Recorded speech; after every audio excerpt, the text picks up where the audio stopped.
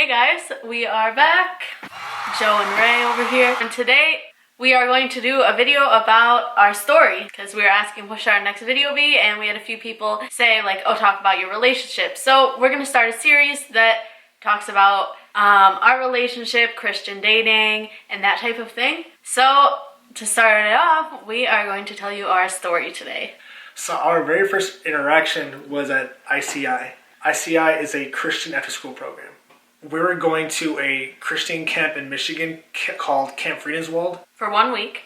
My job was to tell all the kids at ICI to give their money, their medicine, and their phones. And so I went outside because ICI picked these kids up to go to camp. So as the kids were getting out of the van, I was telling each kid, hey, give your money, give your medicine, and give your phone.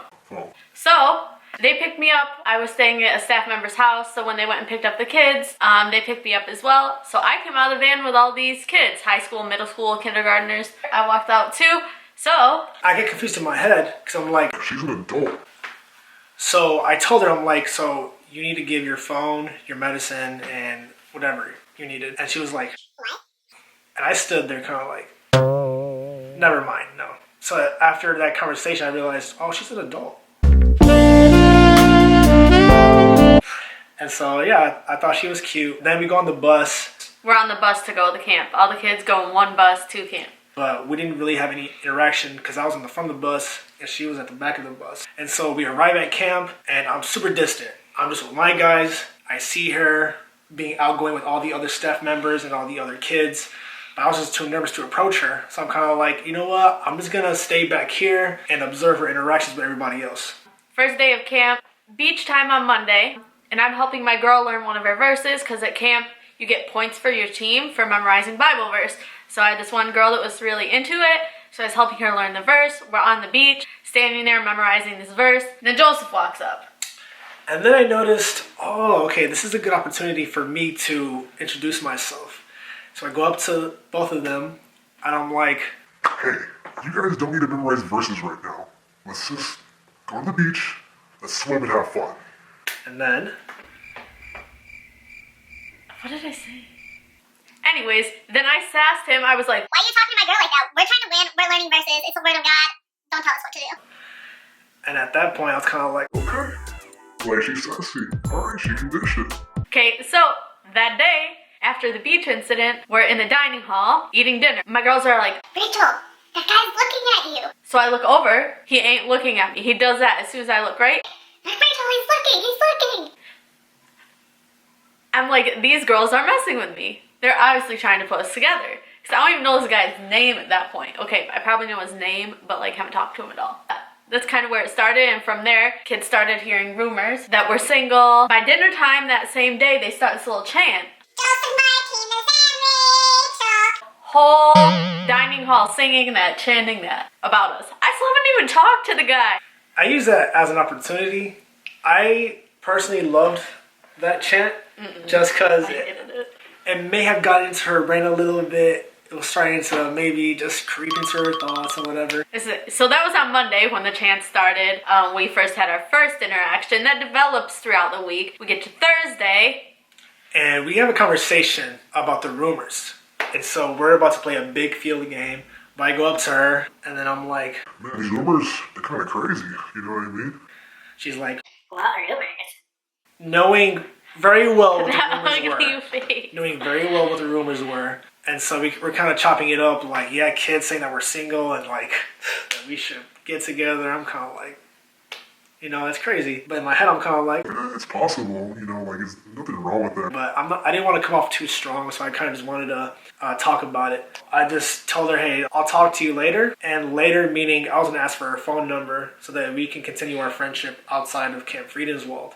Oh, so during this time, like from Monday to Thursday, I was kind of avoiding him and avoiding talking to him because there's already so much drama happening. Like literally every kid in camp was worried about us and our relationship that didn't even exist yet. I was trying to focus on like being with my girls, like discipling them kind of. We were both in that mentality of like, we're here for the kids.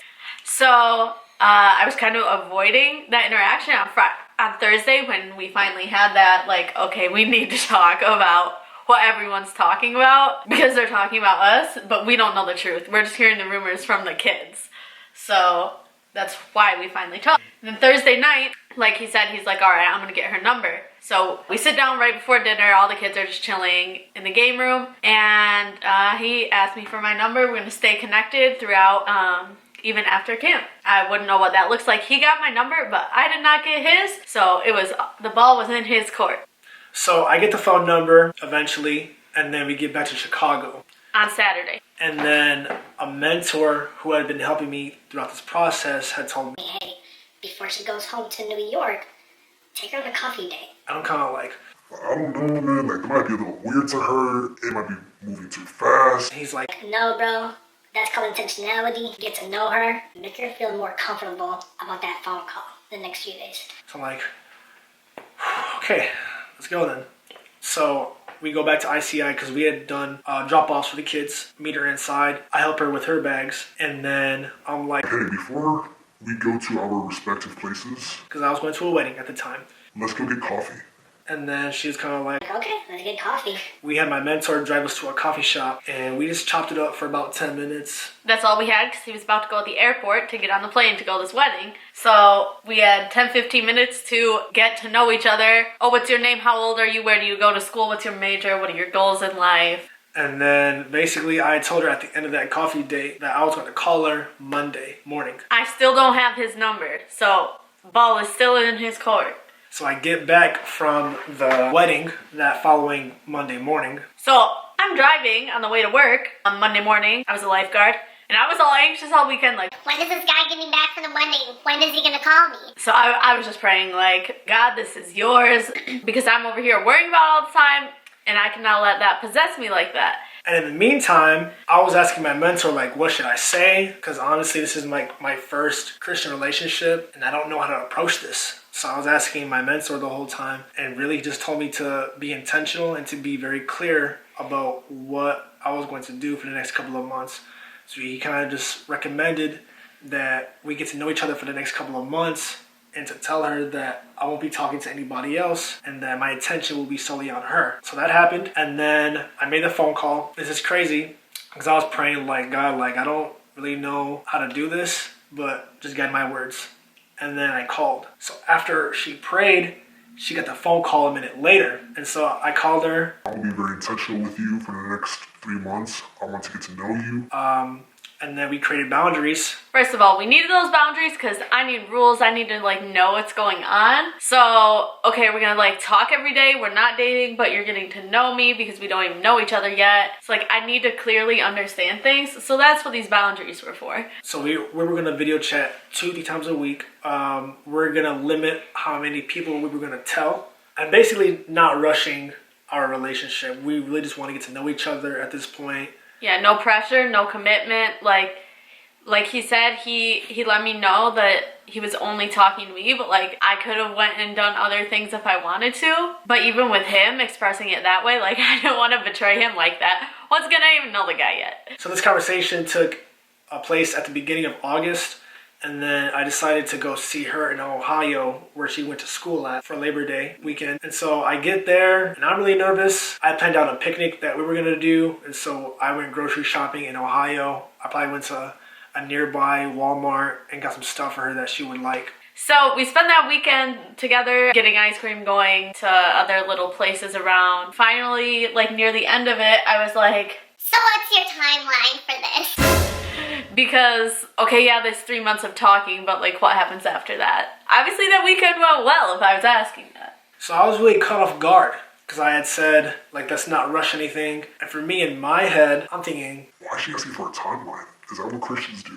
I guess see the timeline. Y'all know what's happening next, I guess. and I really have forgot the timeline, but I know definitely for sure December 2020 was gonna possibly be our marriage date. Like the earliest. Yes, the earliest, because she wanted to finish school. I wanted to finish school. I wanted to be financially secure enough to provide for both of us. Then, it's my turn to come visit him. He's here in Chicago. So I come visit him fall break, and at that time we were kind of discussing, okay, where are we gonna go for Thanksgiving? Are you coming home to New York with me, or am I going to Chicago again? And we were kind of debating, like, come to New York means you meet my parents, and that's kind of a big deal.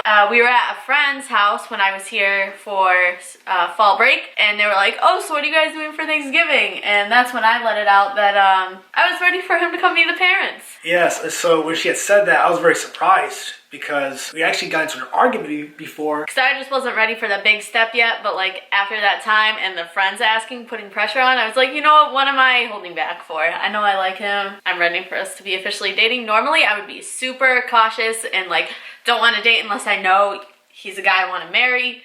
But like I was pretty secure with how things have been going so far. So I went for it, also along with me being super cautious, like I can't hold your hand, I can't do anything with you because I feel like that just will lead my emotions like so far deep, and then I'm attached to you, and then like maybe I'm in a relationship I shouldn't be, like literally just by holding your hand. That's how bad I am. So we went to Giordano's and had dinner, and that was the big topic of conversation. Do we hold hands yet because we're not dating? That's a big deal for me at the time. So we came to the conclusion that it was indeed okay to hold hands. We came to that conclusion because I had already decided he was coming to New York for Thanksgiving to meet my parents so that we could become official by him asking my dad for permission to date me. So if we were gonna date, why can't we be holding hands now? So I go to New York and I'm really nervous because she's painting her dad to be very strict, very conservative. So I'm kind of like, oh man, like I don't know if this is gonna work. I don't know if he'll accept me. But basically, I spent about 4 to 5 days there. I came to the conclusion that they were a super awesome family. Her dad was laid back. Her mom was like a mom to me. Okay, she treated me like a son. Her cousins, aunts, uncles, grandparents all treated me super kind, very welcoming. So she painted her family to be super crazy. But by the end of that week, I was like, no, they're amazing. And so we have dinner. It's me, Rachel, father, and mother. And so Rachel had told her mother, like, hey, like, Joseph's gonna ask, so we need to go. And so she knew this at the dinner table. So I kind of like give Rachel the, you gotta go. Okay, time to go. So Rachel and her Took my mother. So Rachel and her mom go away, and I'm like sitting down face to face with her father. And so basically I just tell him like, I really like your daughter, but we really want to take this slow. We feel like God has confirmed our relationship, but before any of that happens, we want to confirm if it's okay with you. So I'm asking you, is it okay if I date Rachel?